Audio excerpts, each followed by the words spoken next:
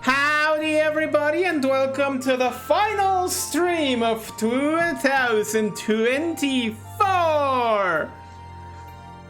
This is, of course, the end of the year presentation.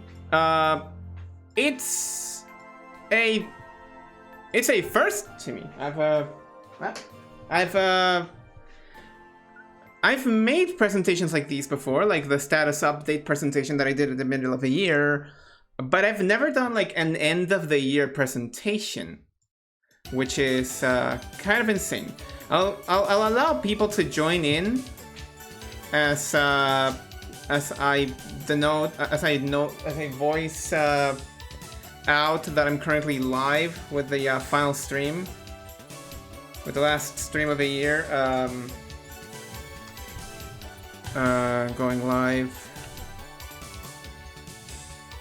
Oh, okay, I don't need to do it here. And what about here? It should be like stream pings. That's the one.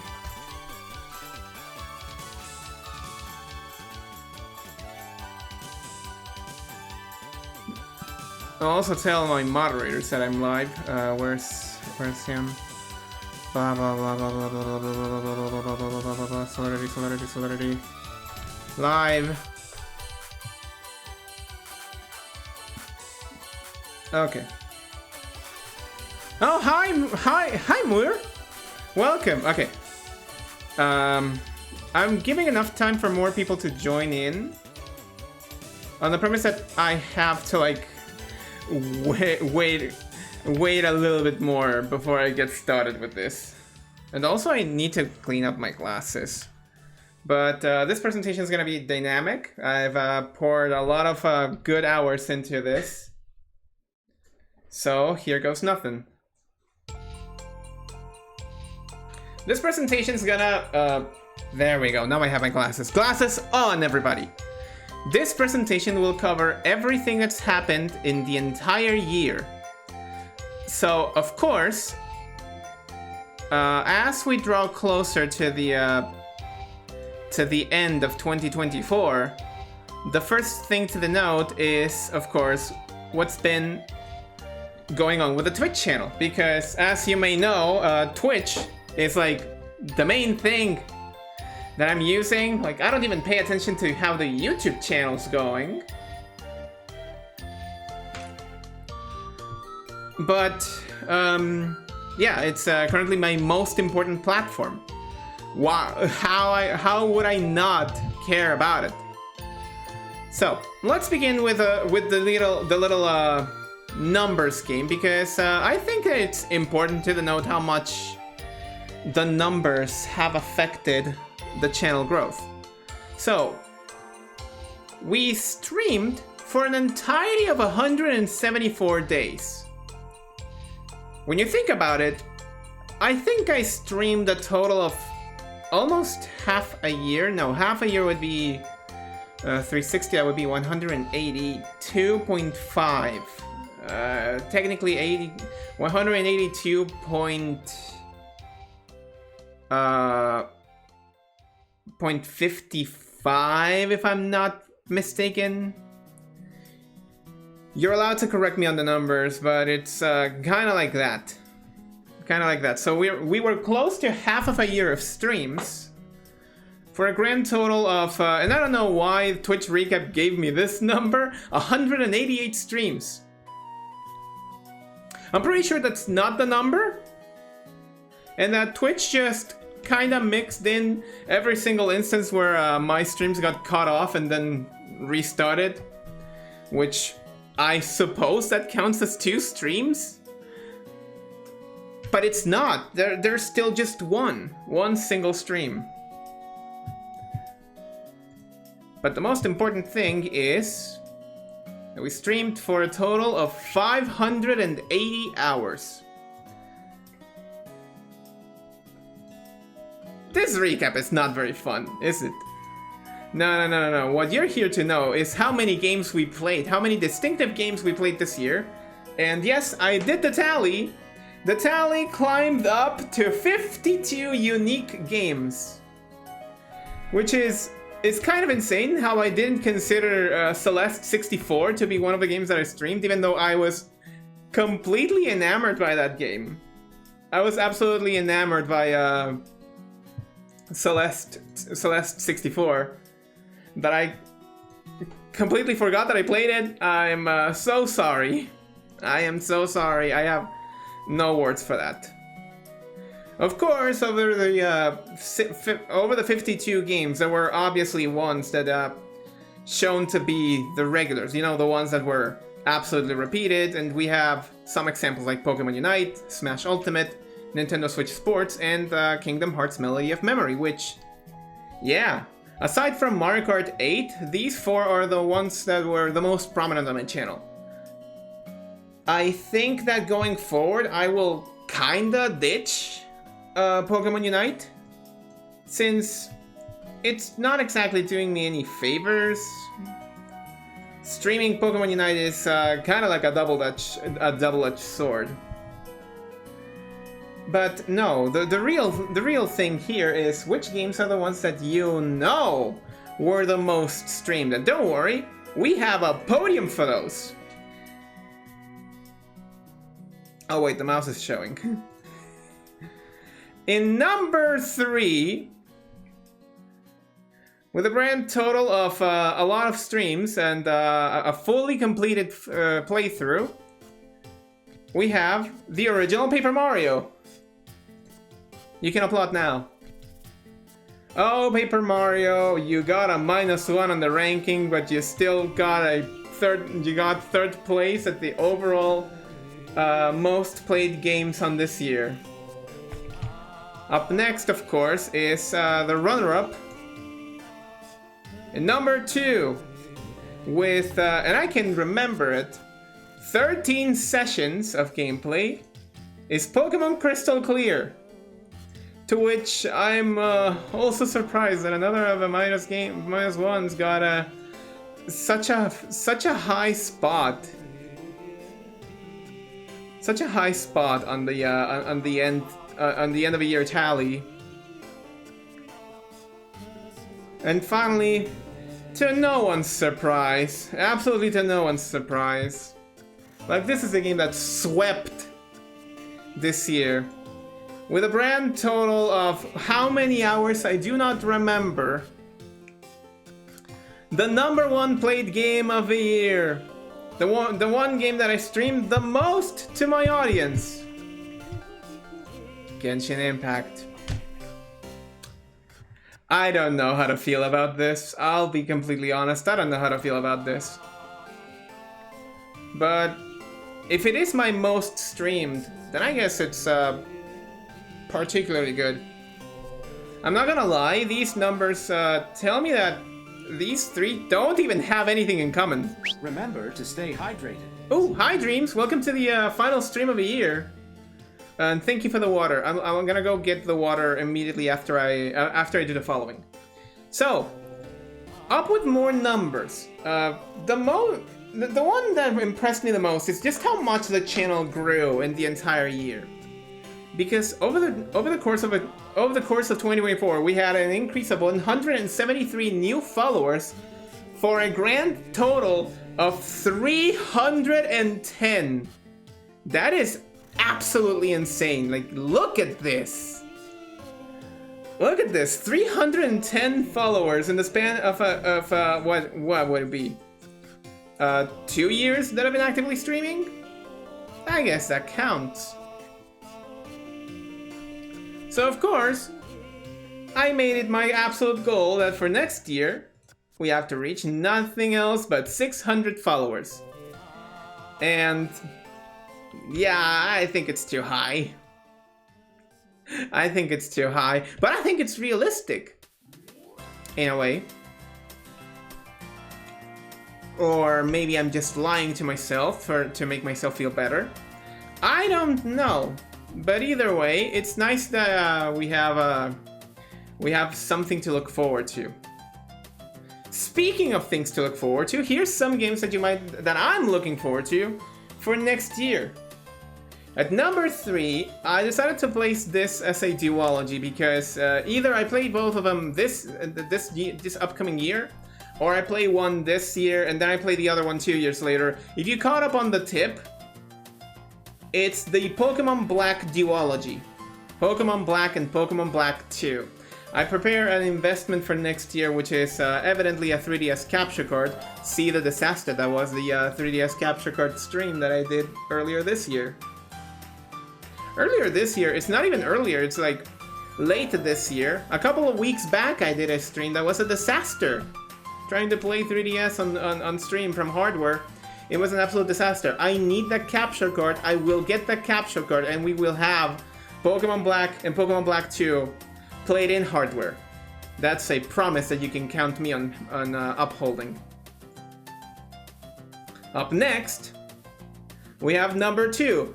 The number 2 game is the most important release of March 2025.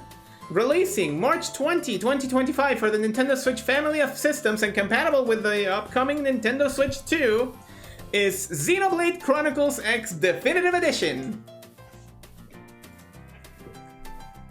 I've been completely transparent about this. I don't need to explain myself any further. But just as I don't have to explain myself with this one, I don't even have to, like, you don't even have to take a wild guess as to what's the number 1 spot. Because the number 1 spot, regrettably, was one of the 2 games that I was most excited for in 2024. And if you're following along, you already know that the answer to that is Kingdom Hearts Kingdom Hearts Missing Link.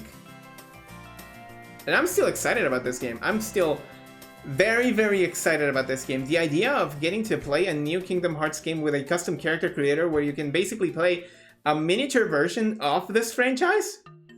Sign me in. Sign me absolutely the fuck in. And I can take it anywhere. I know that I can take Kingdom Hearts anywhere thanks to the thanks to me having Xbox Remote Play and a controller, but the idea of a game where I can just log in, tap play, and start gaming, it's insane. Imagine gaming doing that nowadays, huh? Those are not the only games that I have planned for next year. You can expect so many more, including games like Monster Hunter Rise, more Marvel Rivals, and 2 games that I made promises to play, which are Cults of Revolt and Edgy the Hedger. Yes, Shadow the Hedgehog is one of the streams considered for next year.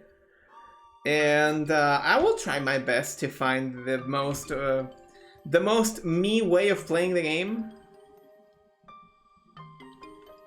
But one of these games is a game that I wanted to play this year that I was not able to play because I don't have a 3DS capture card. That would be Star Fox 64 3D. 64 3D is a game that I wanted to play the most. I couldn't play it. I'm still upset that I was not able to play it. And Marvel Rivals, I kind of want to play more Marvel Rivals. I still have the collab that I never got to do with Stargazer, which I'm gonna keep him to the promise. We're gonna play Marvel Rivals eventually together. But that's not all the games that I want to play next year, because next year I really want to delve myself into Mega Man. For I have neglected Mega Man for quite a while. Hang on, I'm gonna go get some water.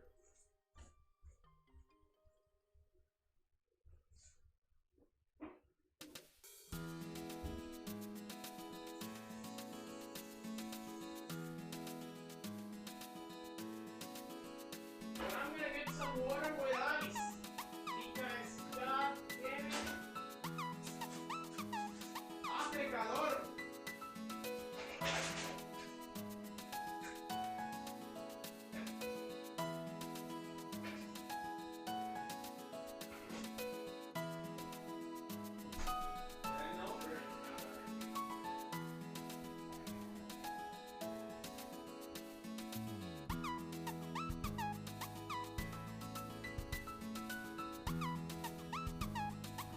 I know, rare instance of me speaking in Spanish, but god damn it, hace mucho calor.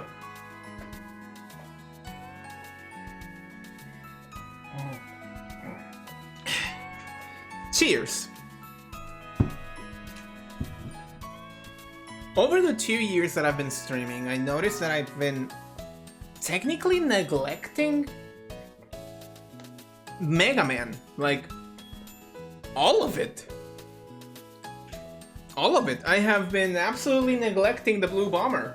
And I don't know why, because not only do I have a very close affection with the series, I technically love every single one of its franchises. I want to play more of Mega Man. And I want to show the world that I like Mega Man, and I want to, you know, visibly demonstrate it by streaming more Mega Man next year.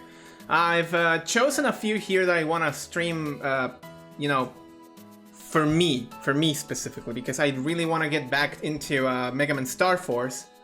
I really want to go back to Mega Man Battle Network with Battle Network 3.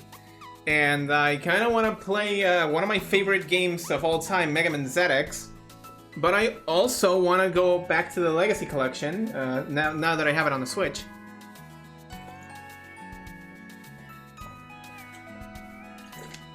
And I also want to try Mega Man Legends, which is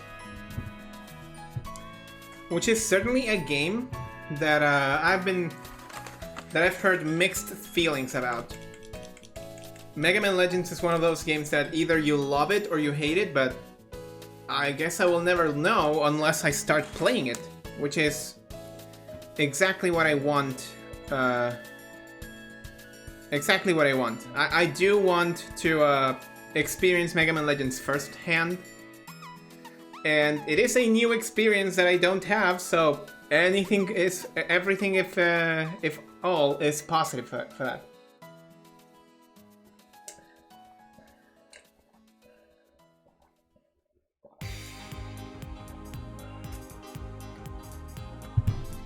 I forgot to put in the slides the fact that on 2025 we'll be making two big investments, which are an Apple TV 4K and the new capture card, as well as the 3DS capture card. Like, the 3DS capture card is the biggest upgrade of the year, and I'm gonna possibly buy the new capture card for free.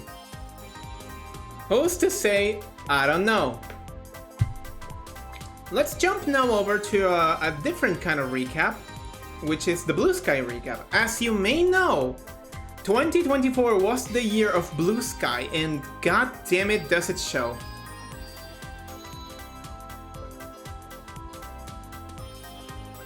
Good posture begins with a strong base. Oh, thank you, Seven, for the posture check. I'm already sitting straight. So, Blue Sky. The main reason why I stopped posting on Twitter is because on Twitter, Elon Musk happened. And ever since the Eloning, things have been, you know, par for the worse. With every passing minute, there's something bad happening on Twitter, like, as a platform. And at this point in time, I'm just waiting for it to end. But Blue Sky has become such a spree of positive energy and collaborative efforts, and there's like a budding community that has formed from the wishes to help others, from the wishes to assist, from the wishes to encourage, and from the wishes to push people forward. And that can be easily seen with this picture that I took like at mid of the day, contrasting my two platforms. Twitter, on the 7+ years that I ended up using Twitter, I only amassed a total of 284 followers. And do note that I started my VTuber career while I was still on Twitter. But on Blue Sky? For real, I'm just taking a break from X and Discord, yeah. But on Blue Sky? I've been using Blue Sky actively for a single year. And I've been on Blue Sky for even less than 2 years. And over the course of less time than my existence on Twitter, I've over doubled my presence on Blue Sky than I ever did on Twitter. It is insane. Like, absolutely crazy. Absolutely crazy how fucking bonkers it is that I grew up so much on Blue Sky. Now, this is the point in the conversation where I would be like, tee-hee, what if a single follower on Blue Sky followed me on Twitch? And that would be crazy. But platforms don't work like that, and my presence is still, for a lack of a better word, it's still pretty niche. I kind of like it.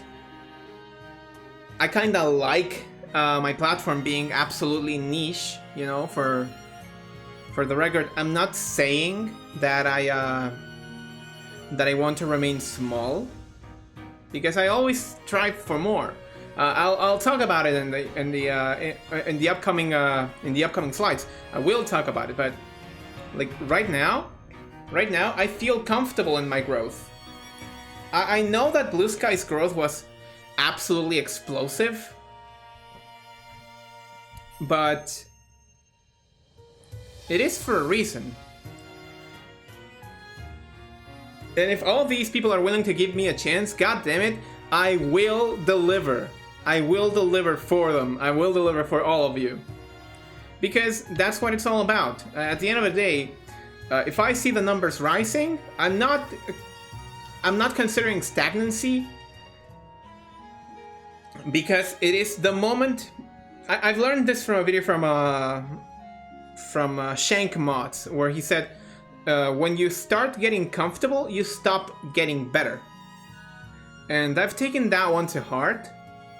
And yeah, I'm gonna show you why.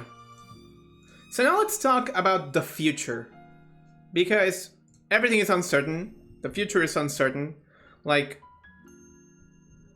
I could very well be able to stream today, and tomorrow I could have no internet, and there's an internet shutdown, and I'm never able to stream again.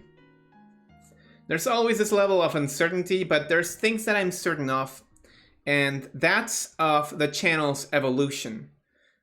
And this is just a sliver of all the things that have changed over the course of the 4 years that I'm gonna be streaming. You can denote all of the changes from back when I started streaming normally in 2022, the soft debut in 2023, and into my first official debut in 2024. And you can see that there's several things that have changed. Not even within the same year. I've also made some subtle changes, but I think that I've reached the point where I'm comfortable with my layout, that I don't think it's gonna change so much in the future. But it's crazy to consider just how different everything looks now when comparing the mere simplicity from 2022 to the overcomplicated elements and visual flood of 2023 to the new style. I'm gonna call it the compressed style. It's compressed. It gives a lot of space for the game to show off, which I think it's nice. But moving forward, I still would like to invest in some changes, and you know, every investment is about the time more so than the money that you use. So first thing that I want to rework for the future is gonna be the schedule. The schedule is obviously the most important part of my identity, or like the first sliver, the first sighting that you get when you interact with my content.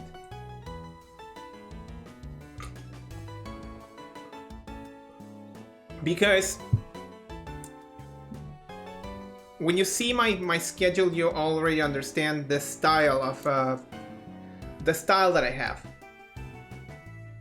And I think that this here, while it is a good path for something good, well, I think that it's a good path for something good, I think it can be potentially better. Like, be a little bit more concise, be a little bit more, more attractive or visually interesting, or maybe less cluttered. I feel like I can understand what the vibe I was trying to get was, but I feel I can be more concise with less elements on the schedule, giving more space to the most important part, which is, of course, the art. The art, to me, is the most important part of the schedule. And I think that one deserves to be shown more than the games that I'm gonna be streaming. A thing of note is that because of this, I'm probably gonna be slower on making new schedule art. Like, the schedule art was a good tradition, but I don't think I'm gonna be fast enough to completely do new schedule art week by week. So there we have it.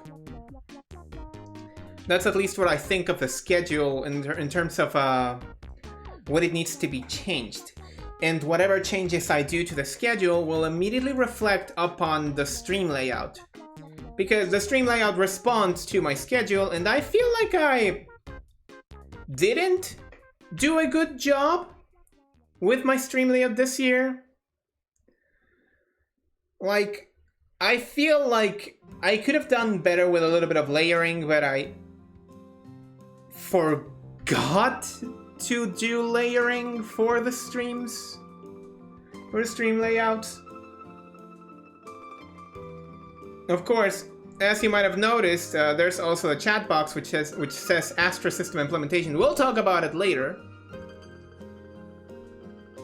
But first, yeah, there is the reworks of the stream layout. I don't think that so many things are gonna change about it, but when I'm done with it, you realize the difference and be like, yeah, this is so much more you. And all those cannot happen if I don't work, of course, on the model. Now, those who are on the server have already seen the slivers of the little updates that I've done to the model over the course of a single month, which I'm surprised and terrified that I pulled off so much in a single month. Please, someone tell me to go get a rest, because god damn it, I think I needed one. After all of that, I think I needed one. But it's for a good purpose. It is for a good purpose, and I think that I'm mostly doing fine with the model itself. But version 3 is indeed gonna be the next step of my streams. It's gonna be something that more or less resembles. It's okay.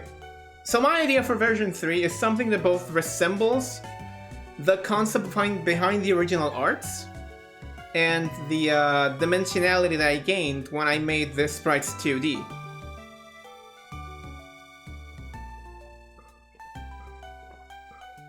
Sorry, it's just that it's too hot outside. It's too hot outside. It's how many degrees? Let me check. It is oh, the temperatures are lower now.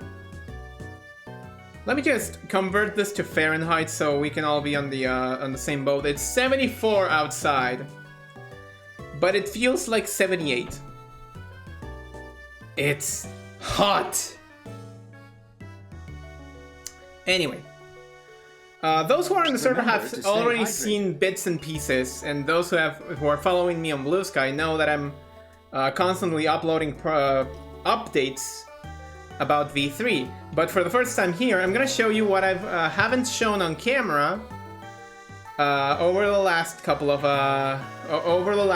weeks, which I've been using actively to work on the model. So let's take a closer look at version 3, which at the point of today, thanks to me fixing some little issues with the hair, is 95% complete. That is insane! It's insane how far I've made it. But it also has taught me a lot about how I want the model to look like. And as you can tell from the outfit is very reminiscent of what version 1 was, with some of the quirks of version 2.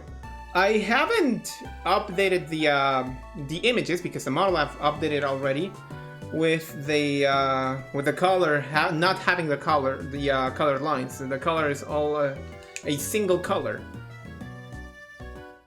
And of course, the proportions that you're seeing there are not the final model proportions, but the faces that you're seeing there are very close to final. Can you take a little moment to look how cute Annabelle looks? Like, I'm baffled that both Yops look both incredibly good looking and also incredibly adorable. Like, I've made them exactly how I want them to look like. It's kind of crazy when you think about it. This whole process has taken me a full month. It's not even stopping because I'm still having I still have some quirks I need to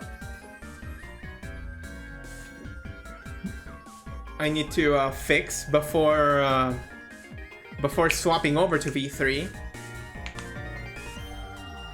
There's some little bits and pieces that need to be worked on before V3 can properly happen. V3 will happen eventually next year. I'll tell you later when it's the turn of V3.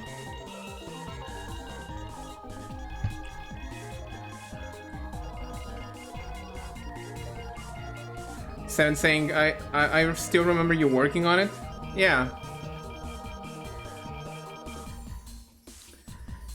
those were some growing pains. But if you contrast what I had when I started with V3 versus what I have now, there's a whole evolution. Like, I don't want to show again on camera the fucking Genshin NPC that I still had.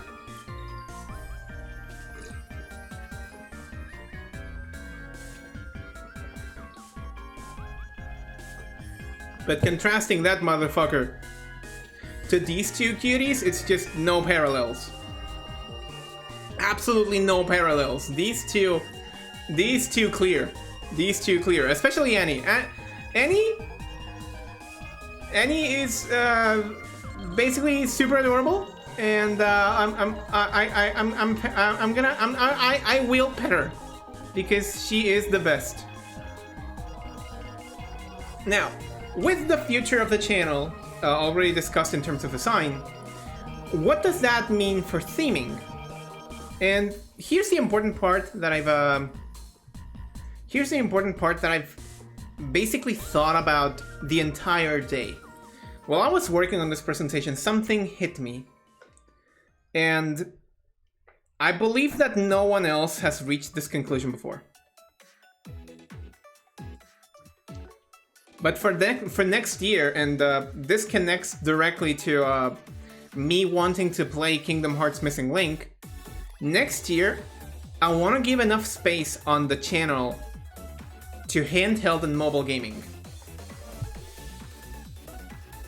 And there's two reasons because of that. And we're gonna take a while to talk about this, and strap yourselves. This is gonna be long. So, let's talk about gaming elitism and how console gaming and how PC gaming has basically looked down upon console gaming, and how console gaming has looked down upon handheld gaming. I've been in this earth with an active sense of consciousness for the last 26 years.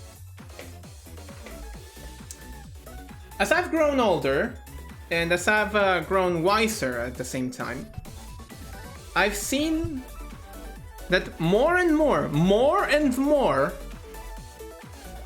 people are being nostalgic for gaming in mobiles or in handhelds, you know? There's this feeling of nostalgic attachment to them. And you know, phones nowadays are basically playing games on the same level and power of home consoles or handheld consoles like the PlayStation Vita or something like that. And yet, there's still people looking down upon them. But the most important part about this is that there is no right way to play games, at least in the way that I see it. The perfect way to describe it is that handheld gaming, with the release of the Nintendo Switch, and with every single console kind of like going out of their way to cultivate this play our games on your phone through cloud gaming, the concept of dedicated handheld gaming is disappearing. And the more time that passes, the less handheld games are remembered for the quality of the games, and more are they remembered for being lesser versions of console games of the same kind. Like, online, you don't see people clamoring the heights of I don't know, the Game Boy Advance versions of Donkey Kong Country, the Donkey Kong Country trilogy, or the Game Boy Color version of Mario Golf, or the Neo Geo Pocket Color exclusive Sonic Pocket Adventure, the Klonoa games for the WonderSwan. But it's not until those games leave the handheld prison that they were in, get retranslated for modern gaming devices, that people start realizing, holy shit, these games were actually good. It happened with the Mega Man Zero games when they were released for the Zero ZX collection. It happened to the Castlevania games when Castlevania released the Advance collection. It happened to the Mega Man Battle Network games when they were released. That's like, you see why people were ecstatic about the Mega Man Battle Network collection? It's because those games were great, yet everybody slept on them because no one gave a shit about handheld gaming back in 2004. Everyone is so hyper-fixated on the best graphics, on the finest graphics, on the finest quality, on the finest controls, that no one's taken their time to really appreciate the gaming landscape that they've been missing. And now with games releasing on phones, it's happening all over again. People who... I've seen the discourse about Kingdom Hearts Missing Link over the 2 years, where there's some incessant few that are still whining and crying about how Kingdom Hearts Missing Link should have released on PC. Respectfully, shut the fuck up!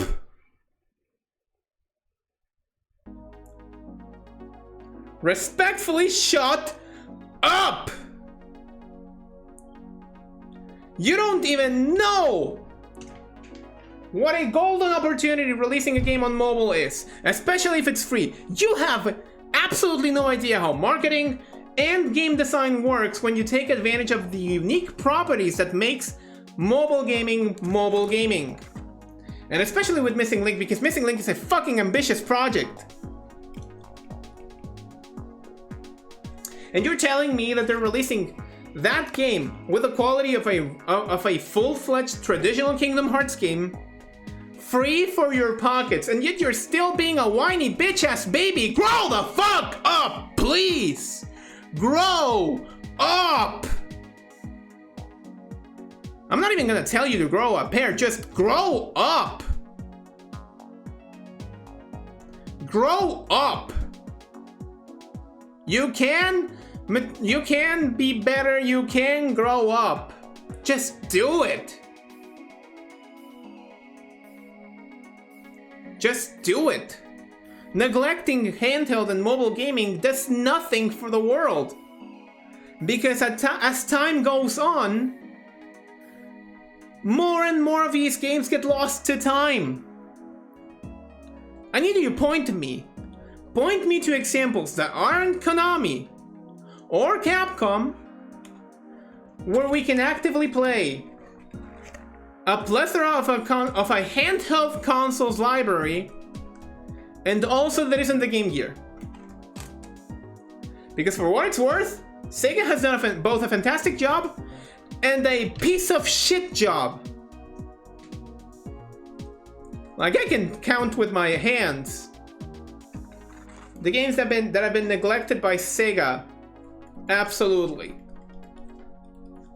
Everybody's like,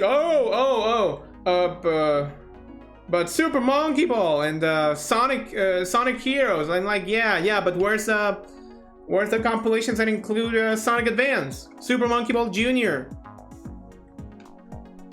the GBA port of Choo Choo Rocket?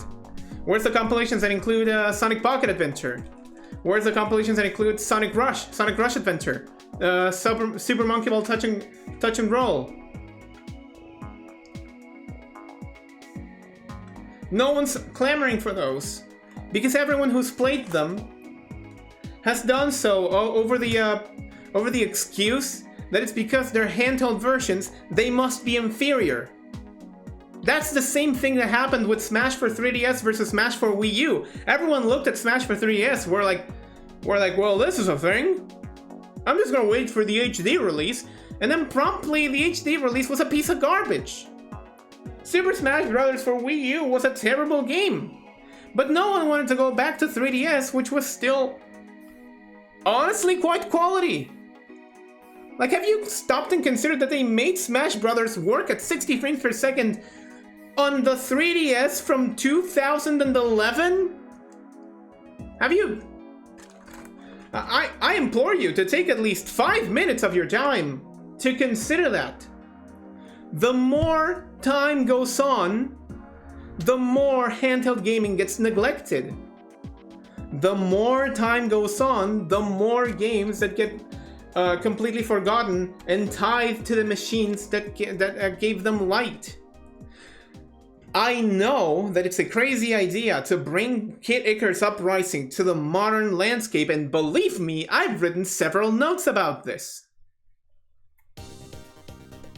But goddammit, it deserves a chance. It has a vision that several people out there can see and should see. How many people out there do you know that played the original release of Part-Time UFO before it was released on mobile? How many people out there do you know that have played Super Mario Run to completion? How many people do you know that is actively streaming Animal Crossing Pocket Camp Complete? No one! No one, because everyone's like, oh, but Pocket Camp Complete is a neat version, but I'm just gonna go back to Animal Crossing New Horizons. Okay, YSAS. When was the last time you heard the comment, Animal Crossing New Leaf was fantastic? On every person that's now nostalgic for the Nintendo 3DS, of course. That is a good thing. That is indeed a good thing.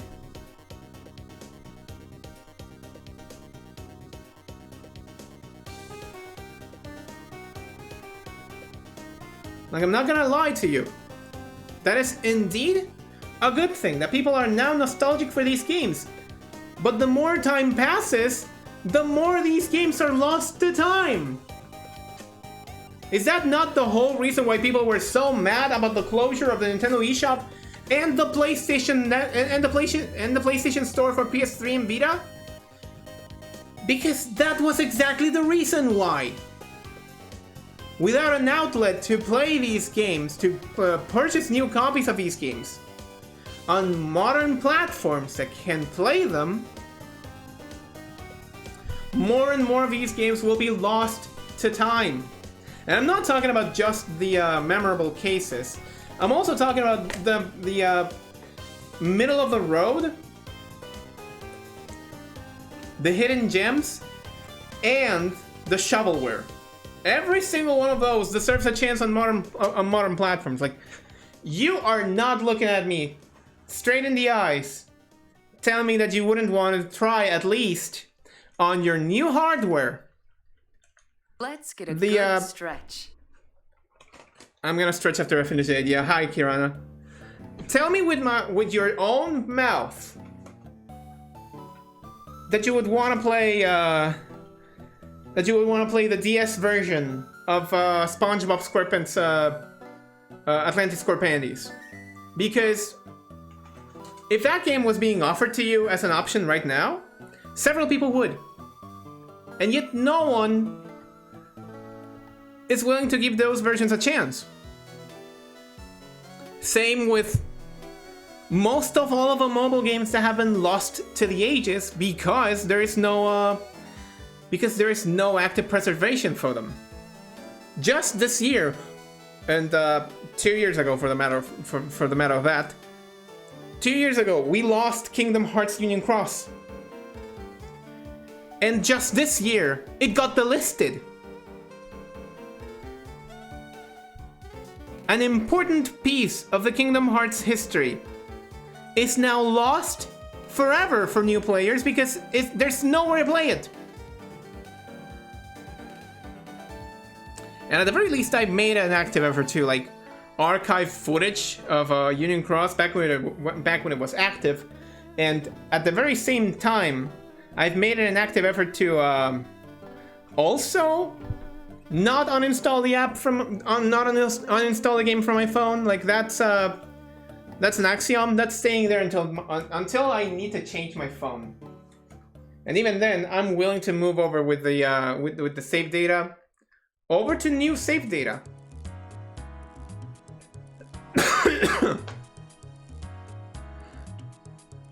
Dashing this conversation over to Kingdom Hearts, there's a whole reason why people are like, you need to play Kingdom Hearts 35 Days Over 2. You need to give a chance to the original Chain of Memories. You need to give a chance to Kingdom Hearts Recoded. There's a reason why people are still inclined to play the original release of 3D Dream Drop Distance. There's value in going back and playing the original release of Birth by Sleep. And almost none of those experiences can be lived nowadays. So I'm willing to change that. I'm willing to show you.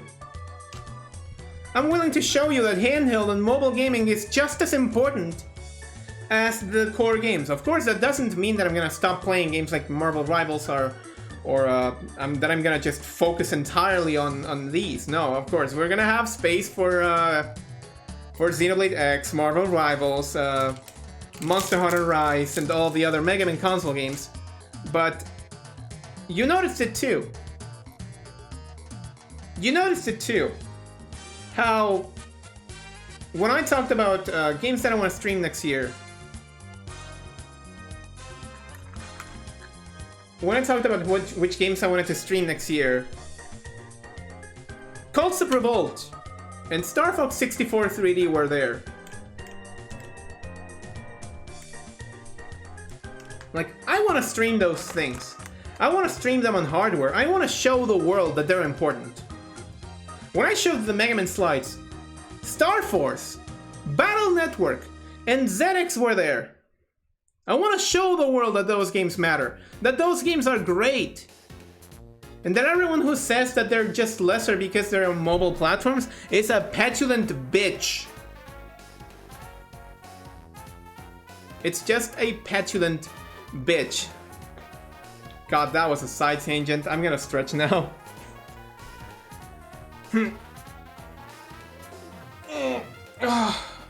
Okay.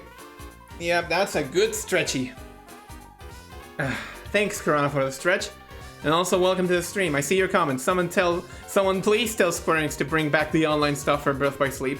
Someone please tell Square Enix to bring back versus multiplayer for Chain of Memories. I am done pretending that I don't care. I want Chain of Memories PvP. Because that was a thing. That was a thing, and it's nowhere to be seen on the remake. Someone please bring that back too. Okay. Whew. That was a lot. I need a minute.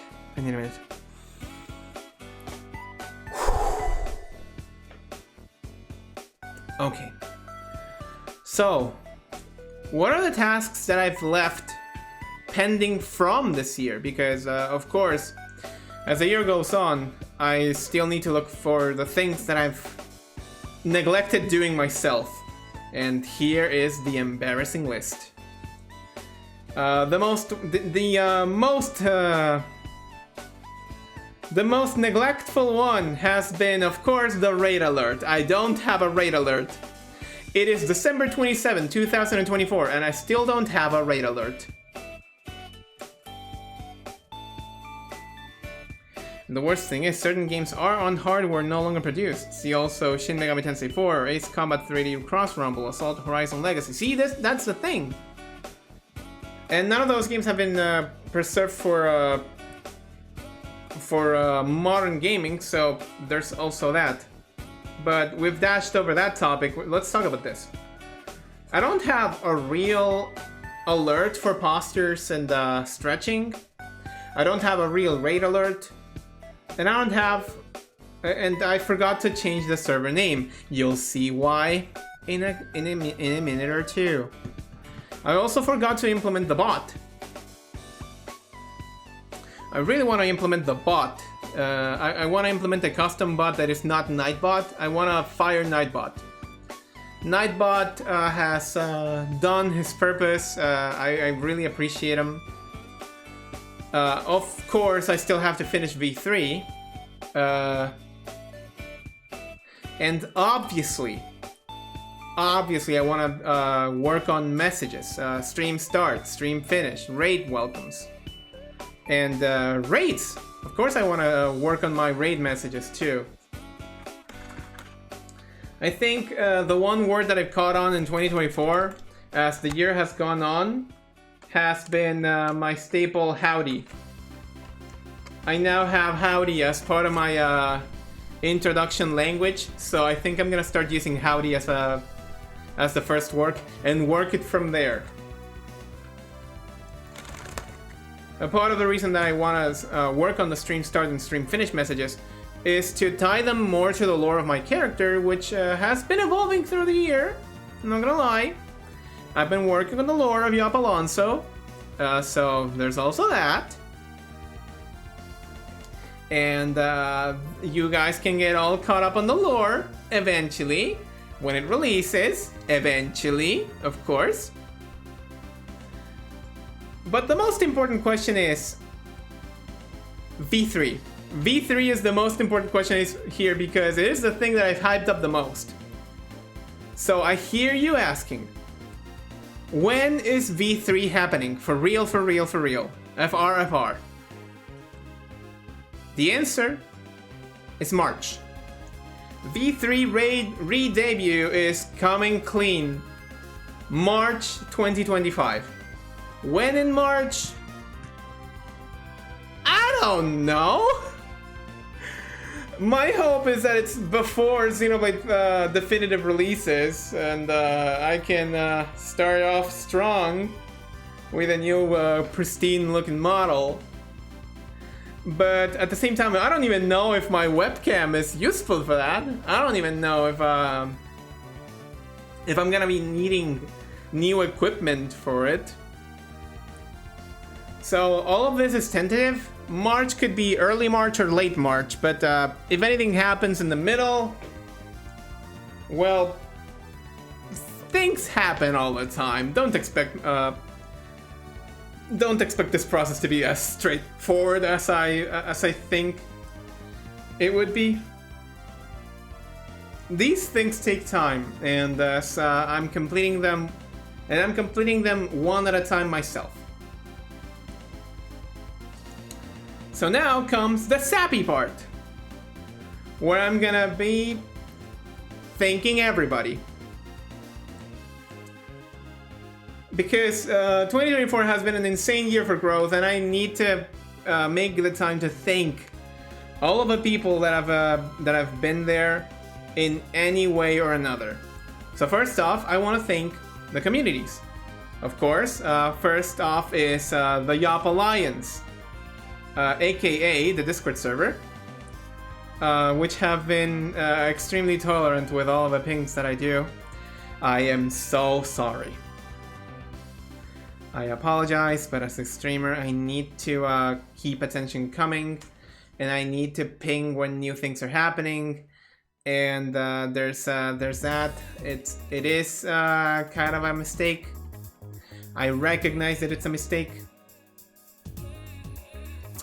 But I thank you all for being so tolerant with me.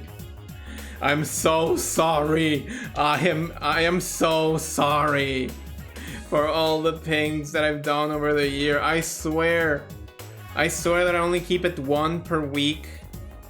And I've tried to uphold my promise of just one per week, which is the obligatory. This is the schedule for the week. It's only for the allies, which is half of an at everyone, because everyone has the ally role.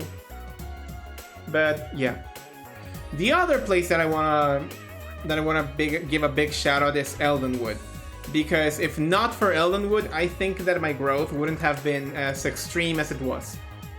Because Blue Sky, of course, with all the starter packs that are moving around with VTubers and mutuals and all the like, which I still have to do a starter pack. I still have to do a mutual starter pack. With all of that happening, Eldenwood was still the biggest growth spurt that I've had, because the team is incredible.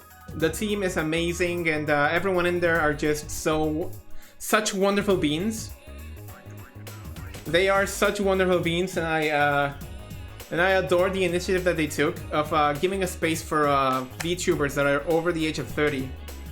It's insane. It's insane, and I want to keep being a part of that team. I want to keep on supporting everyone from the team. We're gonna see if after the stream is done, we can go and rate someone from Eldenwood, because they've been incredible. There's nothing more to say about that. They've been absolutely incredible. What a wonderful team. What a wonderful team. Fern, I am a very strong supporter of the Fern Nation, and I will continue to be for as long as I'm in the team. Then, of course, we also have to mention the artist, because if you followed me on Blue Sky, you know that I've changed my art twice, and that's because I've received wonderful gift arts from Uraite and Cyberdoll, which are incredibly adorable. Look at that. Holocure Yop and the cake holding penny form change Annie. I love them. I love them. I love them. I'm proud of showing them to the world. I will show them to the world, and I will talk about them for many hours on end. They're like some of my favorite things this year, and I wanted to give them a shout out because it was absolutely granted. The next shout out that I want to give is to the crew. You know, I cannot even without them. I cannot even without them. These are my, these I believe are my closest online friends. And I also want to apologize to each and every one of them. But god damn it, if it weren't because of Seba, because of Solidity, and because of Kay, I don't think I would continue streaming. To Seba, you've been an incredible friend for the 10 plus years that I've met you, and I'm so sorry of every single time I've approached you to tell you that Chatcito is not working, and that I've had to basically take you away from your streams to check on a slight misfortune. But I just love you. You know, you're a wonderful friend. I love doing collabs with you. I love it when you come visit, and we have such a great time. And I sincerely hope that next year you can be here sharing with all of us, because next year interesting things are happening and I still want to do collabs with you. If you still want me on Spanish streams, god damn it, you know me that I'm from there. Next up is Celerity. God damn, bro, dab me up. Dab me up. You've been #1 moderator, #1 friend. I'm a strong supporter of the Celerity Nation. This is the kind of streamer that you, the kind of support that you want. This is the kind of support that you want from the people that that you know are close to you, and yeah, he's been a real one. He's been a real one this entire year. And Kay, god damn it, if it's not fun to just stream with you, buddy. I am so sorry that I was not able to continue the MSQ of my PC playthrough of Final 14. I just don't do PC gaming. I just don't do PC gaming. But I've been coming back. I've been excited about playing 14 online, and I've been enjoying the ride. And I would very much still like to have you on tabletop, Puyo Puyo, Final Fantasy streams, whatever. You name it, I'm there. You name it, I'm there. And of course, we still need to talk about the fact that anyone can make a fake leak. More on this at 12. But as I'm thanking my good old friends, I also want to extend the thanks to every single new person that I met, and I couldn't fit them all here. Like Majel, Koro, Stargazer, Karana, Flame Chocobo, and so many more that I couldn't even put all of your pictures in this image. Like, you guys have been amazing. You've been so much fun to hang out with, and god damn it, I just love you all. Like, I'm very excited to be more on Magel's streams. Like, I know I don't play Fortnite, but for any ring racers, you can count me in. I know that Koro wanted to stream more with me, and I know that Koro's now playing Kirby in the Forgotten Land. Sick decision, by the way. I know that we wanted to have a collab with Stargazer playing Marvel Rivals. That is still on the plans. I haven't backed out on that one. We are still gonna have that. And Kirana and Flame, goddamn, you two are so fun to hang out with. But as I'm thanking you here, as I'm thanking the ones that are here, I should also extend the thanks to you know, people like Passion, Rie, Grandpa Katsu, the entire team from the Vtuber SummerSlam, Gamers Outreach,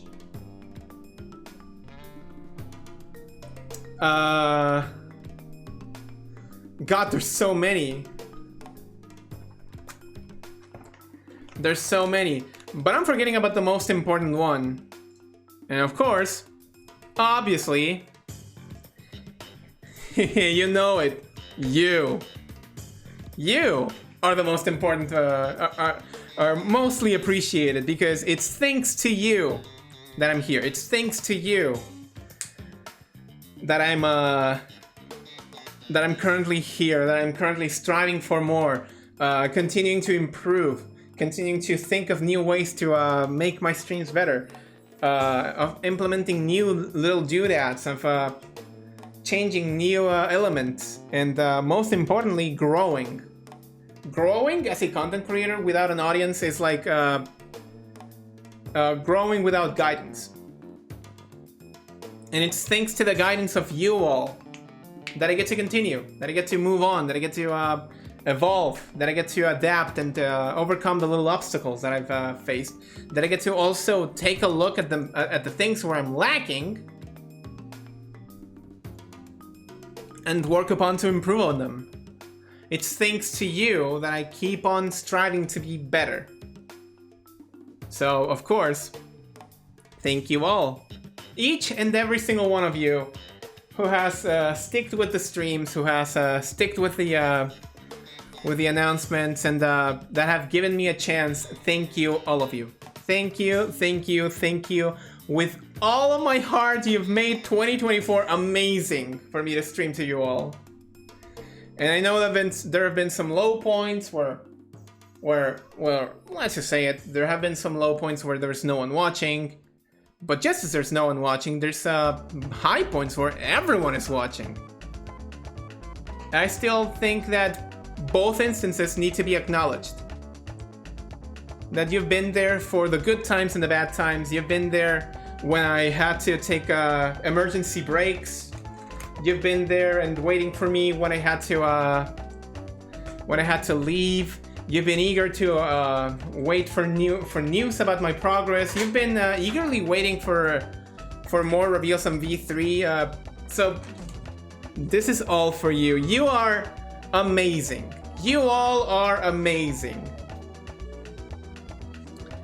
Now, before we move to the final section of the stream, which is the questions, which is the Q&A, I would like to talk about what's gonna happen then. Because this is the last stream of a year. When am I returning to stream? The answer is January 13th, 2025. Do not expect me to implement all of the changes by then, but I will work on some of the things that I've had pending from 2024, and I'll try my best to implement as many of them as possible, except for V3. V3 is not happening now.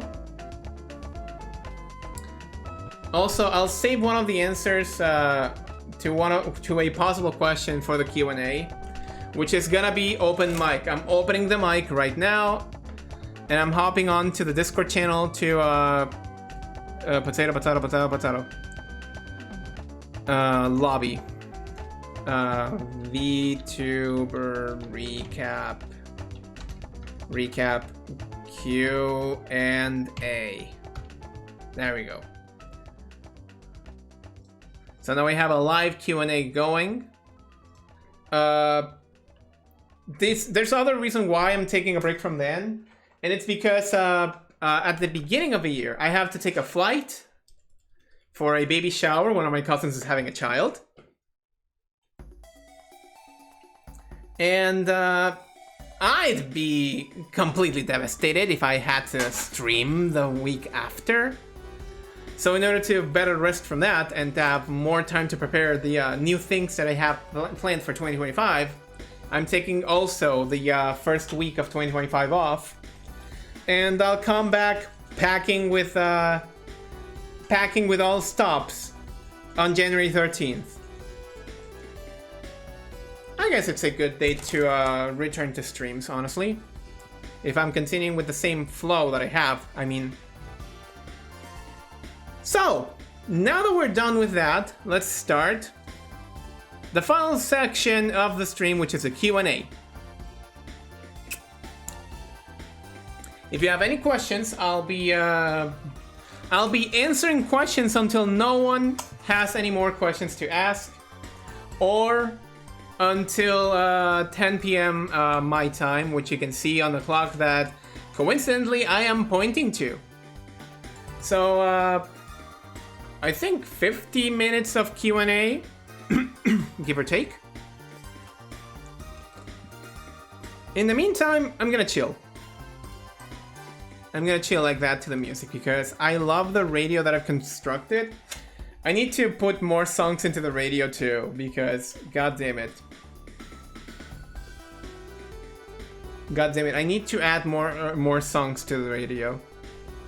So now the Q&A session, it's officially up. If you have any questions, any commentaries, any insights, anything you want to say to me, you can do so now. For the next 50 minutes, I'll be answering everything that you have. If you want to do so in voice, you can do it.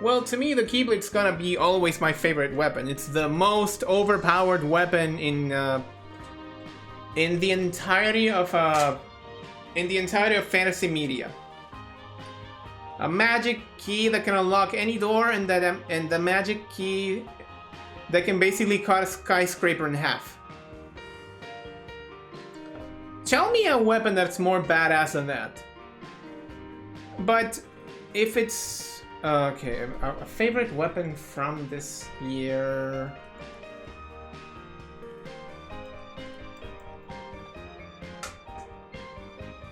I would say, let me think. I would say, let me think. Let me keep on thinking. Let me keep on thinking. I'm giving you more time to formulate more questions. Let me keep on thinking. My favorite weapon this year. Wait, I got it. The Triceptor from Echoes of Wisdom. The little dude that Zelda uses to summon the echoes. Like, that thing can summon a fucking Lino. You basically have an answer for every single combat scenario. Just summon a fucking Lino. Or, you can get creative, summon a couple of wind turbines, and hide against that. And hide behind them. Anything goes. Swords, keychains, katanas, maces, guns, anything goes. So I suppose that as a weapon, it's still a good bludgeoning tool. Like, you can still whack people in the head with that. But it's the matter of fact that Zelda has an impossible tool to create whatever she pleases to either solve puzzles or beat you dead. That's incredible. That is an incredible weapon, the Triceptor. And if not, well, Math is still a cool weapon, and Sho Minamimoto from beloved Neo The World Ends With You, he's still fantastic. Alright, now I'm gonna wait for the next question.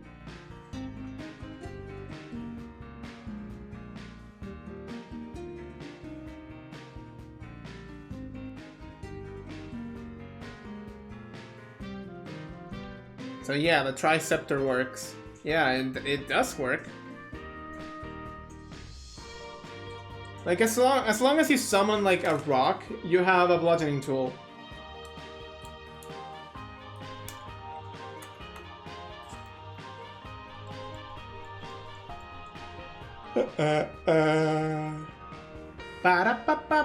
Oh shit, I got it wrong.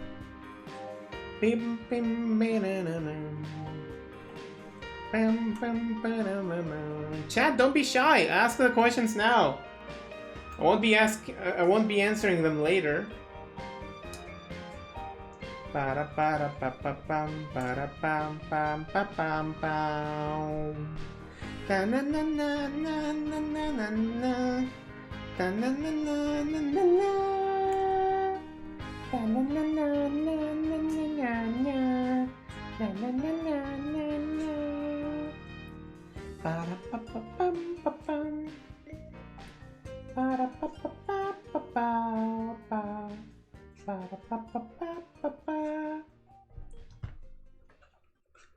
Oh, we have another question from Kirana. Actually, on the subject of weapons and crossovers. Ooh, I like where this one's going.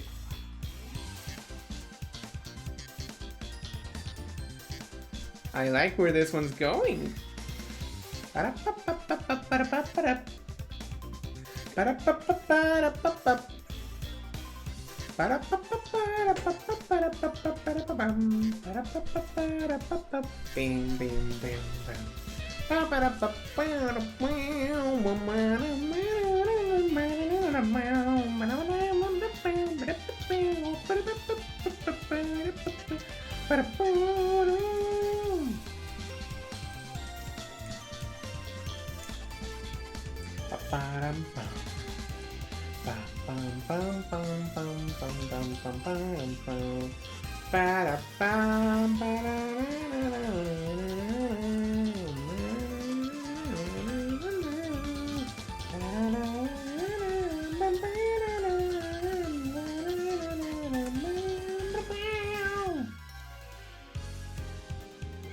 Okay, in their prime, if you pit, censored due to Birth by Sleep spoilers, and any protagonist from any game you want, who would you pick, and will they fare well against him? You mean him!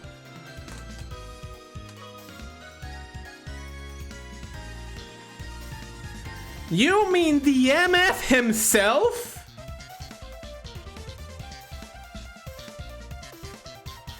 You mean to tell me you mean the MF? The one and only MF. Not the secret boss. Oh.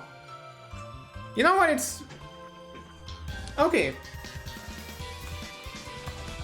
I'm gonna have to unwind the secret because obviously if we're talking about him, I may be as blunt as possible.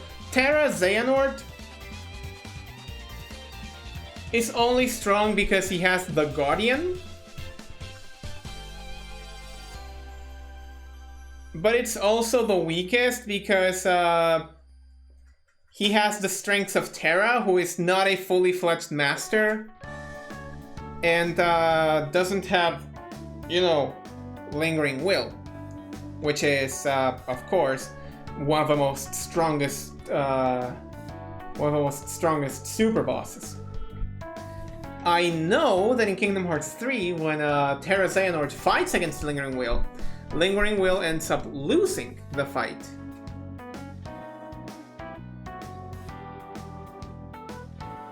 Because Lingering Will, obviously, gets caught by the Guardian, blindsided, and then gets destroyed. And that's not a good sign. But, and here's the important thing. If I were to pit Terra Xehanort and any protagonist from any game that I want, who would I pick and how well would they fare?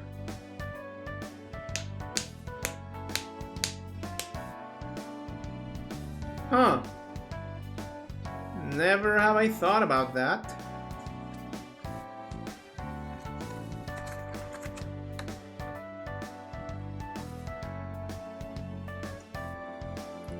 It would have to be a mano, right? Like, I cannot just pick up the Wicked Twisters from Neo the World Ends With You, because the Wicked Twisters just clear. Yeah, so it is a mano. And the obvious answers would be Sora and Aqua, which have fought against him and won. Like, on a 1v1, mano, they've won individually against Terra Xehanort on both instances. 3 if you count Data Terra Xehanort from Remind. Who would win in a 1v1 against Terra Xehanort?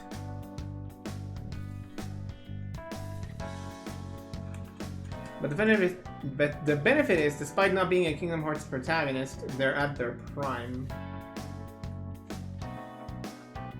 You know what? I think I would,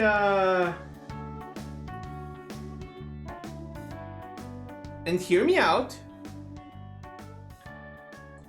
I would pit Mega Man Ale against Terra Xehanort. But like, if Terra Xehanort is fighting at his prime, then Mega Man Ale is also fighting at her prime. And that includes Model OX. You know? Omega. Omega, the final boss from 03. Omega. Omega, the I can heal you while I fight you, Omega.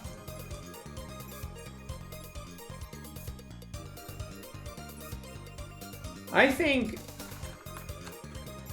it would be a very close fight with a very satisfying victory of Mega Man Ale at the end. And if not, and hear me out, if not, I would put Star Force 3 Endgame Geostellar.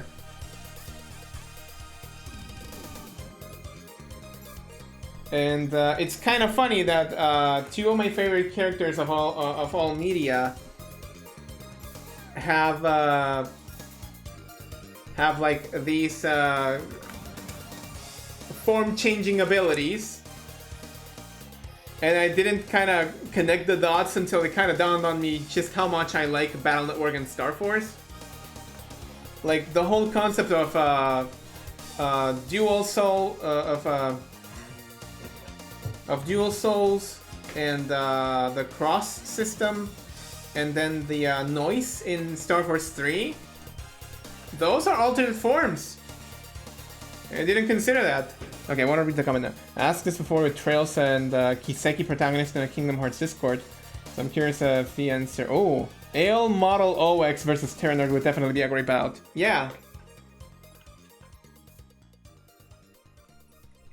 Like, obviously, any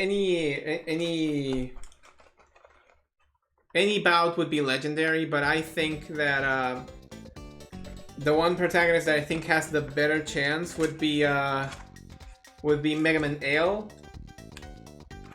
Model OX Mega Man Ale would be would have the best chance at clearing. At least in my humble opinion. You can pit every overpowered boss against Kirby, and Kirby will always win. He will find a way. Maybe Terra Xehanort's Guardian unleashes Poison as his copy ability, and Poison absolutely clears.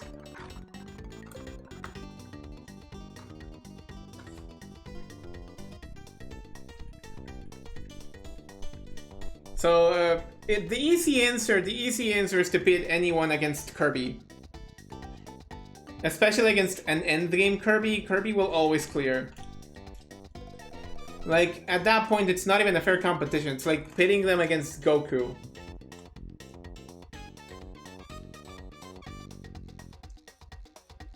Oh, you're pretty strong. But how strong?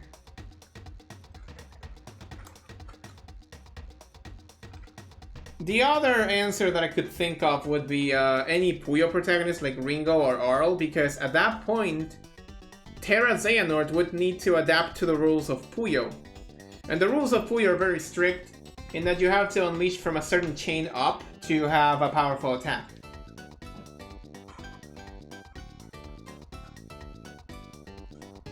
But yeah, no, those are my answers. Those are my answers. The cop-out way would be Kirby. My answer would still be post-game Mega Man Ale. Mega Man Ale, my beloved. I love her. All right, now we're waiting for the next questions. By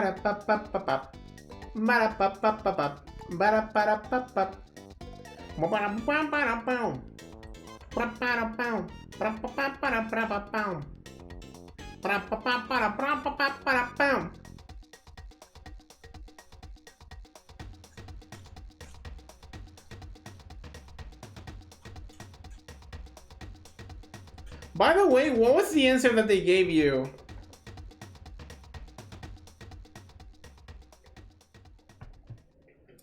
I thought Ron Schwarzer or Lloyd Banning could at least go toe-to-toe. Ron more so. A Keyblade Master versus a Divine Blade, both considered the highest ranks. Of course, both forms of swordplay would be at their peak. Yeah.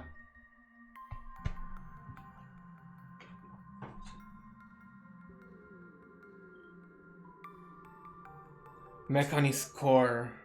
The answer they gave me was Lloyd. The answer they gave was Lloyd. Interesting answer.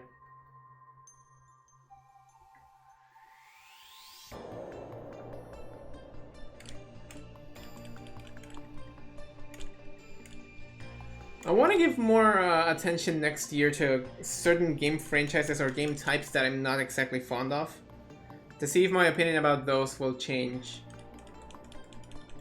And by the way, because I know that this would be a very, very likely question, the streams that are... we're returning with the normal weekly schedule that we left off, which is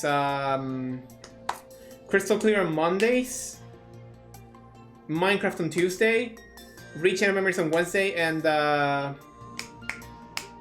1000 Year Door on Thursday.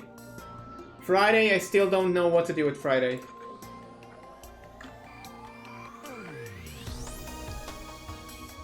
And I feel like Lloyd could handle Terranort. Fair choice, fair assessment.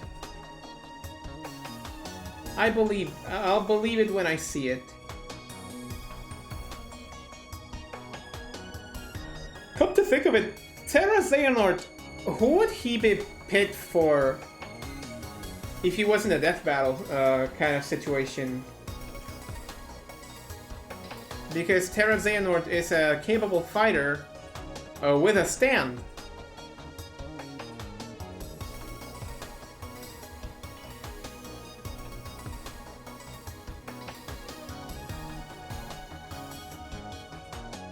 Like, that complicates things, but if we're going about boss HP mechanics, yeah, of course, every single one. Probably someone equally equal for a stalemate. I guess.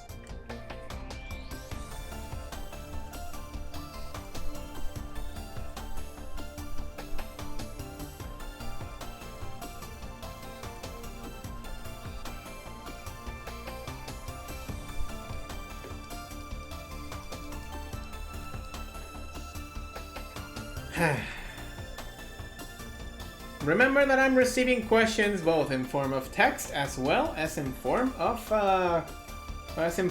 voice.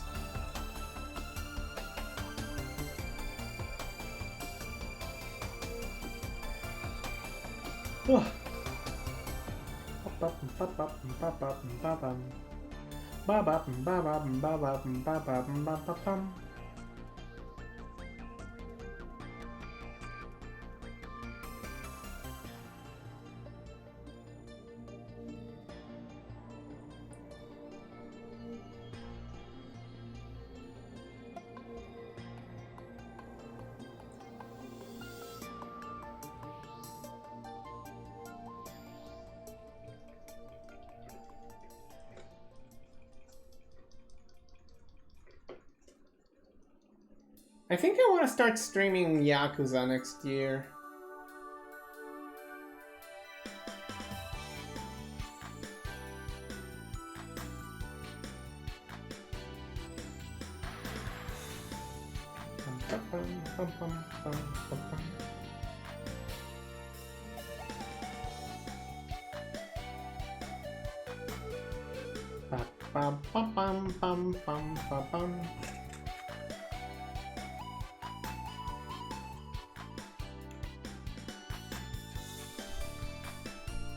I really want that 3DS capture card, man.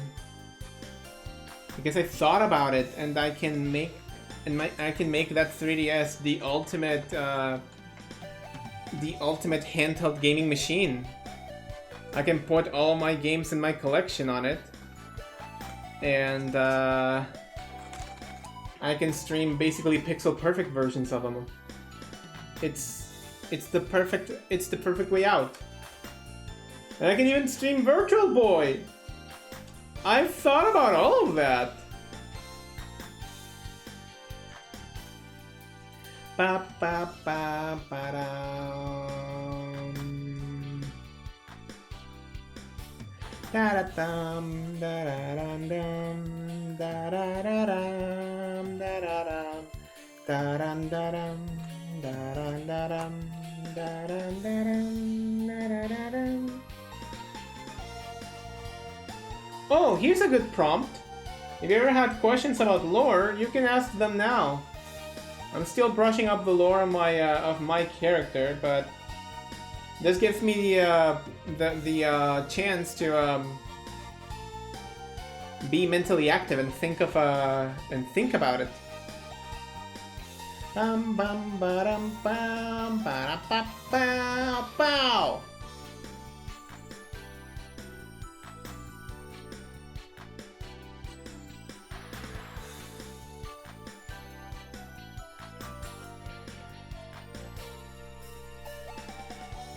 I need to ask next year. Let's talk about worlds and weapons. Speaking of which, your clothes. Oh?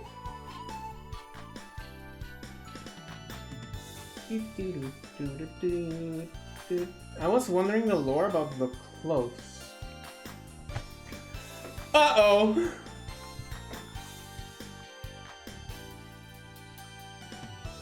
Okay, so the core concept about it, I haven't really brushed it, but the whole concept of Yop as a character has devolved from a human and turned more into a construct, like a custom character that left their game after being fully customized.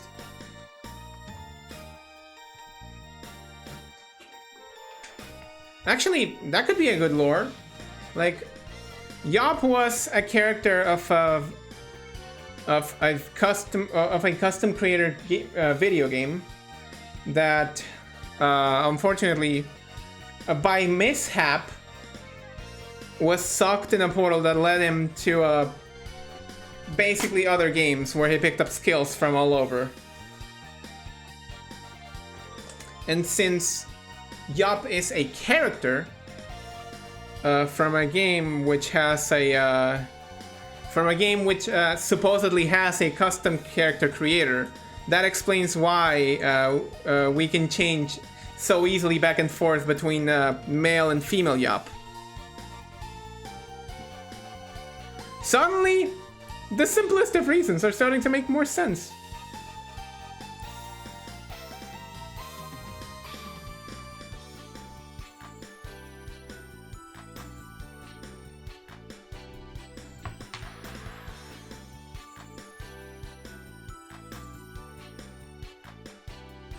That's pretty interesting, actually. Yeah, I was like, at some point I do have to explain why Yop can just warp back and forth between Alonso and Annabelle. And then it kind of hit me that that we're technically a construct. Because in lore, now it kind of makes sense how I picked up all of the abilities from other video games, how I'm basically chock full of gaming references, why I wear the Smash Brothers pin badge.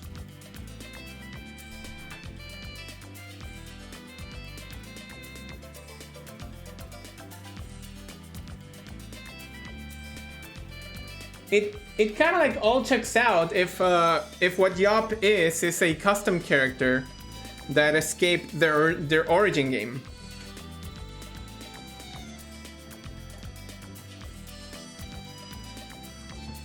I guess it was sentimental value from worlds you really like. It is also true. It is also true. But like, the most important thing is that form changes from the clothes adapt to the worlds that have resonated the most with both Yops. But there's also another thing. Sometimes a bond with a world can basically create new entities, like the instance with Astra, Astra Exe, the little Navi that I revealed the other day. Like, that's also considered a form change, because it happened because of the sentimental value that was developed with the Battle Network series.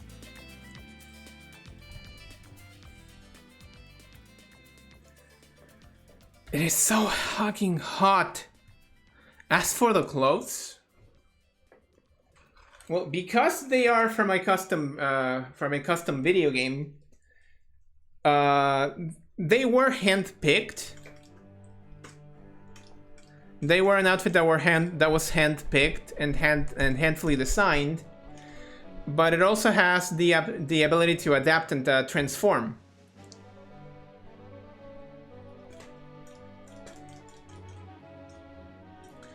And I suppose that's very neat. I'm gonna write it down. You're gonna hear a lot of click clacking, but I'm gonna write it down. This is so good. This is so good. God, we were cooking tonight. God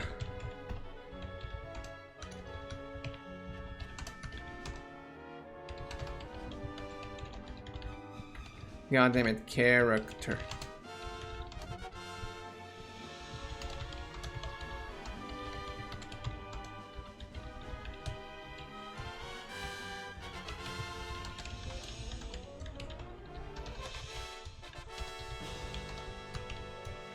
Kept some customization abilities, like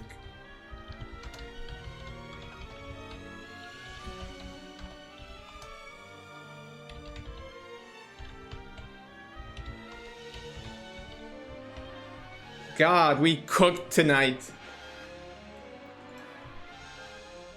I was like, yeah, why do the Yops have abilities from other games? Why do the Yops get to hold weapons from other games? Why do they get to carry them to other worlds?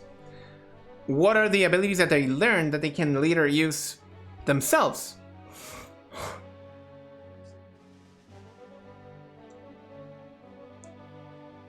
It never checked out.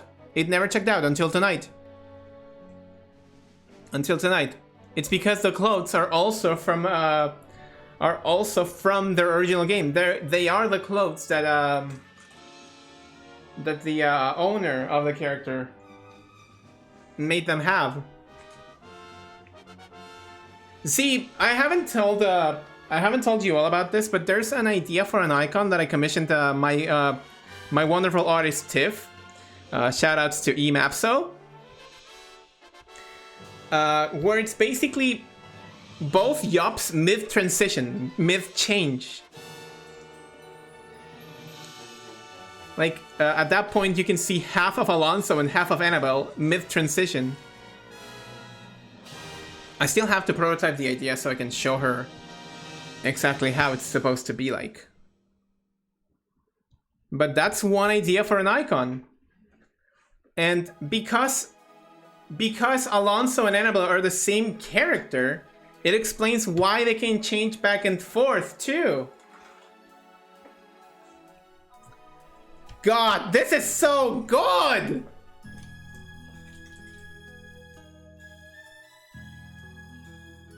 This is so good!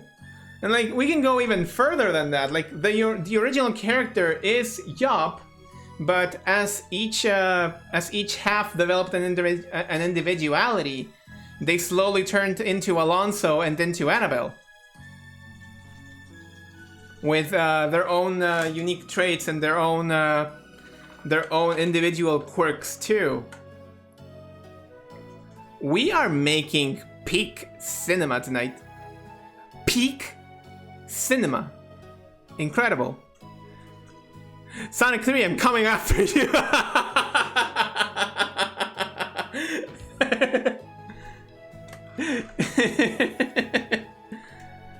Okay, I want to go after one of the most interesting questions that I have on my head, which is... No, wait, I have already talked about it. It makes perfect sense, I'd say. Yeah. I'm gonna have to answer again. I'm gonna bring a reminder that what's gonna happen to the avatars program. I'm gonna rework it on Unity, so that it may be even lighter. So it may run on more machines. So that it may even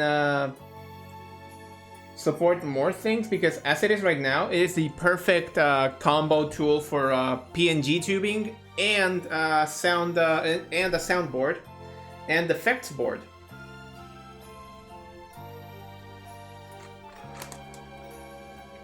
I'm gonna have to learn how to translate the fucking lifesaver joke to the 3D environment. I have no idea how I'm gonna make that joke possible, but god damn it, I'll try.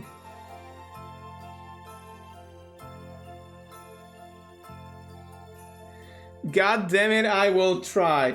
That is the one joke that I want to continue. And the most logical sense, because that joke extends from my love for the first Xenoblade. Xenoblade Chronicles is a fantastic game, and everyone should play it at some point.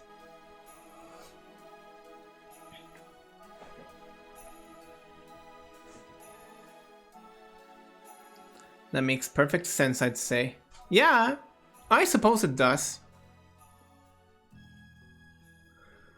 Alright, we still have 15 more minutes for questions. It's goddamn hot and blazing in here. I've been fanning myself this entire night. I don't like summer. I don't like summer.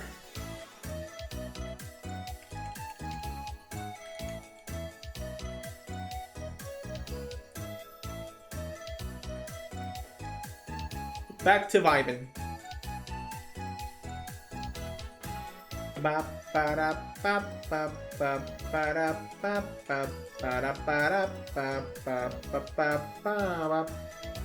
You know, that gives me an idea. I've already commissioned Yop in one game art style. I need to recommission a Puyo artist for a Yop in the Puyo style updated. For both Yops in the Puyo style updated. I need to do that. Why haven't I done that?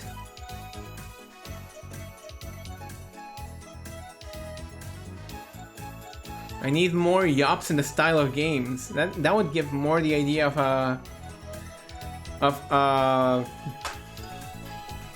a world traveler, like. That would give more the impression that Yop is actually going into the worlds that they visit.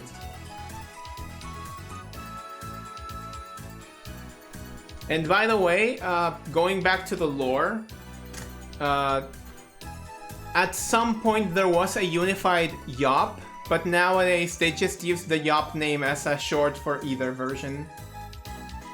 The version that would be known as Yop does not exist anymore. It's only Alonso and Annabelle. They both conform what is known as Yop, but the original entity, the intermedium, I would say, does not exist anymore. It's no longer real.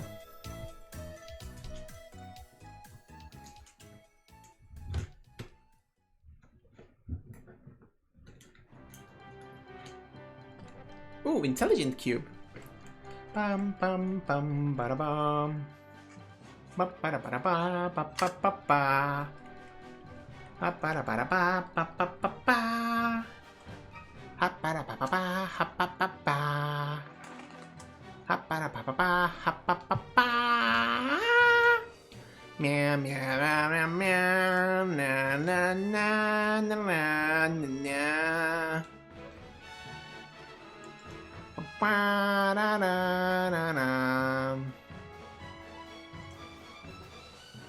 Is that a Puyo hat? No, that's a Mario hat.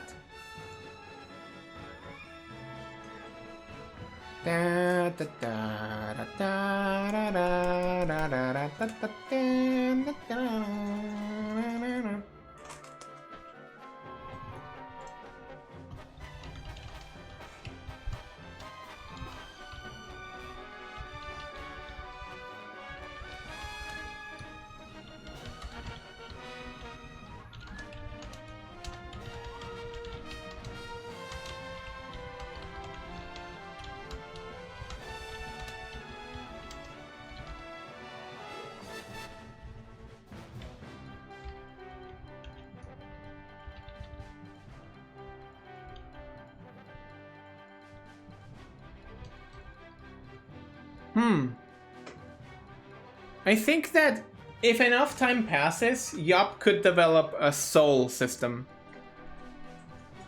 You know, resonating with another person.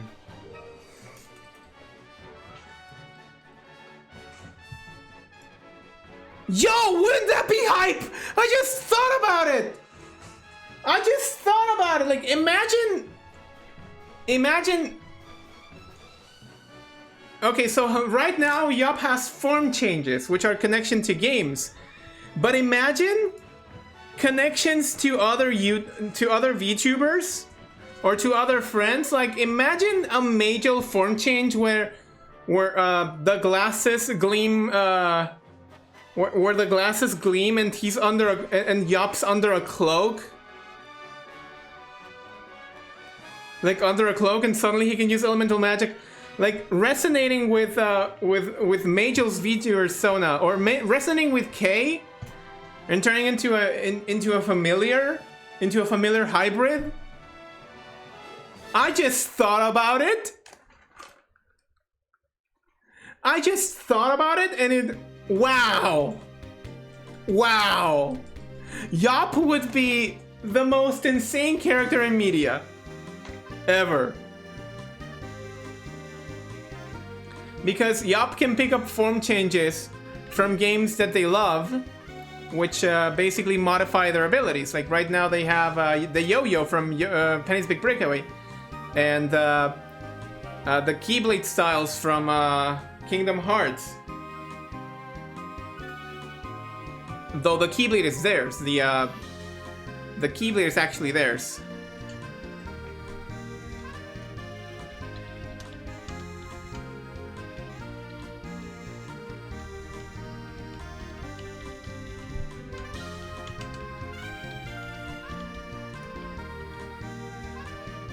But if it does happen, I'll lend you a Tachi and a Gunblade. Ayo! Ayo! Though you don't... I don't know if you can choose what you get. Because what I'm thinking is the Soul Unison system from Battle Network 4 and 5, slash the Cross system from Battle Network 6, slash the noise change system from Star Force 3, like those kinds of changes. Which in turn respond to the biometals HX, FX, biometals ZX, HX, FX, LX, PX, and OX. What it like combines and merges parts of that persona into the user. But I haven't played Star Force 3 to get the abilities yet. I have played Kingdom Hearts 3 on stream. That's why we have form changes. I have shown Union Cross on stream. I have played Recoded and Chain of Memories on stream. And I have played Battle Network 2. But yo, that gives all of the brain juices the good juice. The good juice to think about it and maybe do it. Maybe do it. It's kind of exciting. It's kind of exciting to think about that. I'm gonna keep that on the note. I'm gonna also type in the notes that I did on the massive thread. The notes that I did on the massive thread when I explored the VTuber lore. I should find a way to pin those things. I've done all of these things, both the hydration donations and the... Oh, I guess I could rename that to a hydration donation next year. Okay, last 5 minutes for a question. I'm gonna search the thread that I had for the VTuber lore.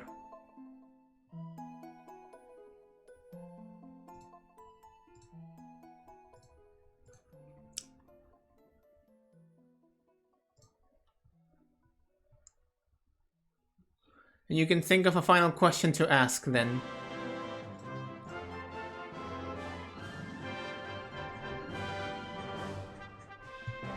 It was so long ago. I wonder if I can find it. I should like pin it.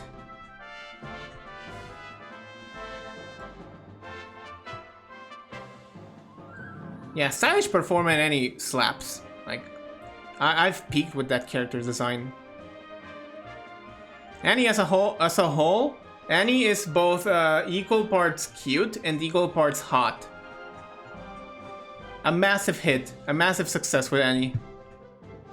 I'm gonna be completely honest.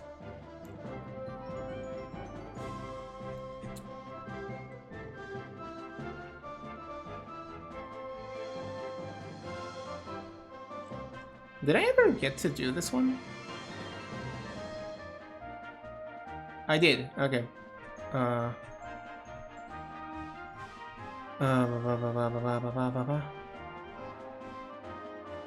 Oh, here it is, here it is.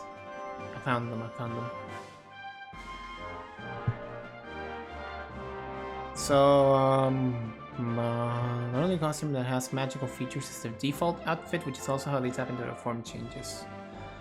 Adding note that it's also the only way they can also tap into unisons. I'm gonna call them unisons.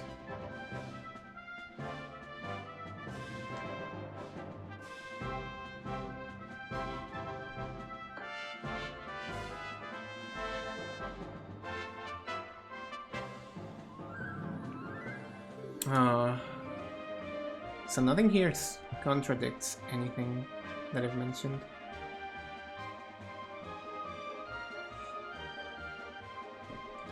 I need to make updates to the hashtags.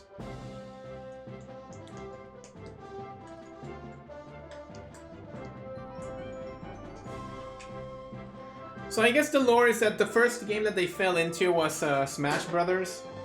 And through Smash Brothers, they managed to find a gate that led them to Kingdom Hearts, which is where they got the Keyblade, and where they learned how to open gates, and that just took them everywhere they wanted to.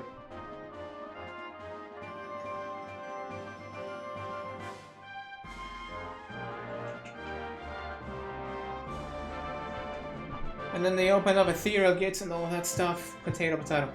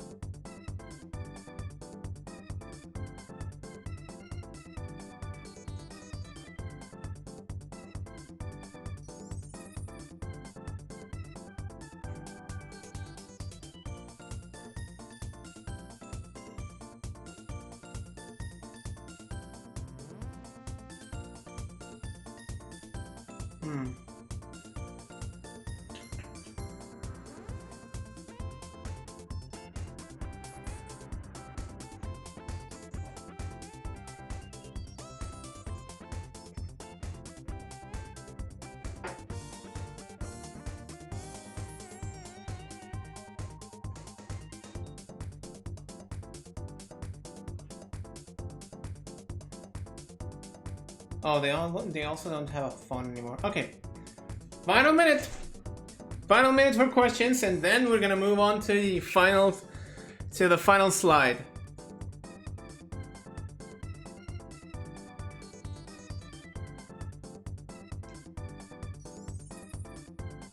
Final minute. One last minute for questions. If no questions are asked, I'm gonna just move to the final slide.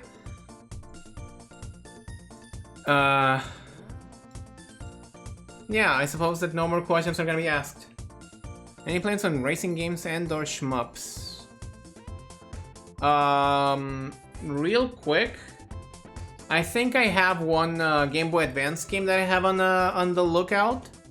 That is a 3D racer. I'm willing to have that as a racing game. I think that I'm gonna skip on the new Sonic racing game, because I feel like it's gonna be more of a same than what's it called? Racing Transformed or Sonic Team Racing. I should go back to playing Sonic R. I really liked Sonic R. And I suppose I could try,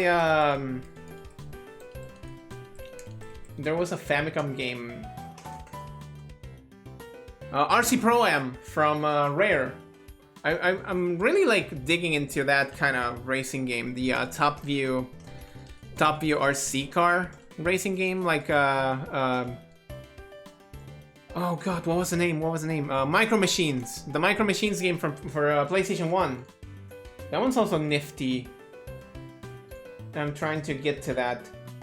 As for shmups, I've never been like an aficionado for shmups. But since I have them in my library, I suppose I could give Radiant Silvergun a shot next year. With proper guidance, of course. If that was the last question, then all I have left to say to you is thank you all. You know, again, as I've already said it, I wanted to just continue the train and say thank you all. And wish you a very nice end of the year. And with myself, we'll see ourselves in 2025. So until that time comes, I want you to keep on being the sickest people that you've ever been. And I want you to stay imaginative. Keep on growing yourselves. Keep on developing your skills. Keep on seeing yourself further and further. Never stop believing that you can make it. Never stop believing that you can achieve something that seems impossible. The only obstacle between failure and success is ultimately your own willpower. And if you can wish yourself to overcome those obstacles, then by God, you will do it. For one last time, I've been YopAlonso! I'm gonna open up a gate to the future! To 2025 and beyond. I'll see you all next year! But not without finding another content creator from Eldenwood to raid yourselves over. Once again, thank you all for joining me for this wild ride of a year. And I'll catch you on next year on January 13th when we return to Pokemon Crystal Clear. God, I am not ready for that. Am I allowed to grind off camera? Like, FR, am I allowed to grind off camera? I really want to do that. I really want to grind off camera, you know? Okay, so who we raid, who we raid.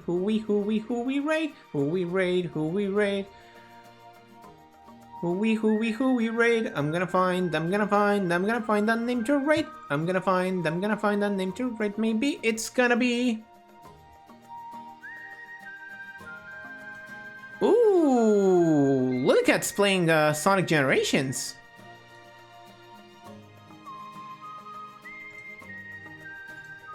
Yeah, I guess we're gonna go for that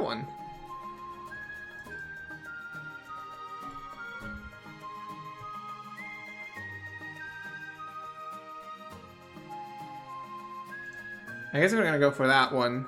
I'm gonna set up the raid. Like so. And with us, we'll see ourselves next year. Next year is gonna be fantastic, people. There's so many things happening and there's so many new changes incoming. Don't fear change. Embrace it. Make it your own. And also, vibe with it. Changing is fun. It is unknown, but changing is fun. But as you change, never forget your core. Never forget who you have always been. And we'll be back next year. Cheers for one wonderful 2024, and cheers for an even better 2025. Bye-bye!